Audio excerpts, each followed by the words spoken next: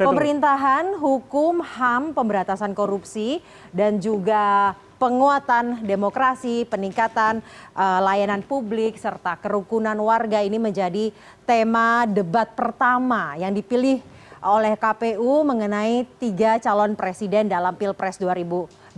Kita akan lihat di mana sih letak tema-tema ini di dalam visi misi ketiga pasangan Capres-Cawapres. Nah, yang pertama ini adalah Anies Baswedan. Visinya adalah Indonesia adil makmur untuk semua. Dalam penjabaran visinya ini memang disebutkan mengenai hak individu untuk memiliki kebebasan berpendapat dan juga kesempatan setara serta perlindungan hak asasi. Intinya disebutkanlah tema-temanya dalam visinya. Kemudian misinya, namun tema demokrasi, hukum, HAM, korupsi berada di nomor 8 atau nomor paling bawah. Jadinya total misinya ada 8, ditaruhnya di paling bawah. Kemudian agendanya dari misi 8 ini ada 2 yang saya highlight, yaitu mendorong RUU perampasan aset dan juga mendorong RUU pendanaan politik. Nanti akan dibahas oleh Bram.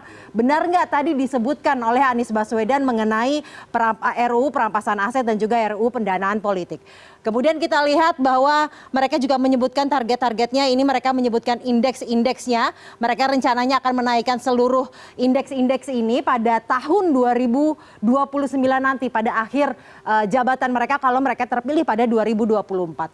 Kemudian pasangan selanjutnya nomor 2 Prabowo Subianto dan juga Gibran Rakabuming Raka. Intinya dari visi ini adalah sebenarnya menegaskan keberlanjutan. Jadi tidak secara spesifik menyinggung tema debat pada malam hari ini. Kita lihat di mana ternyata setidaknya 2 disinggung. Yang pertama hanya menyinggung mengenai demokrasi dan HAM, tapi setidaknya ya disinggung di nomor pertama. Kemudian reformasi politik, hukum, birokrasi, korupsi, narkoba, dan lain sebagainya ditaruh di nomor 7, lagi-lagi nomor di bawah. Total dari Asacita atau misi ini hanya 8. Kemudian kita akan lihat isi Astacitanya apa sih? Isi Astacita yang pertama ada memperkokoh ideologi Pancasila, penguatan demokrasi, penegakan HAM. Kemudian Astacita yang nomor 7 ini memperkuat gerakan pemberantasan korupsi. Caranya gimana? Memperkuat KPK, kepolisian, kejaksaan, dan kehakiman. Serta meningkatkan kesejahteraan perangkat penegak hukum. Tadi memang disebutkan oleh Prabowo Subianto katanya mau meningkatkan kesejahteraan para aparat penegak hukum agar tidak melakukan korupsi.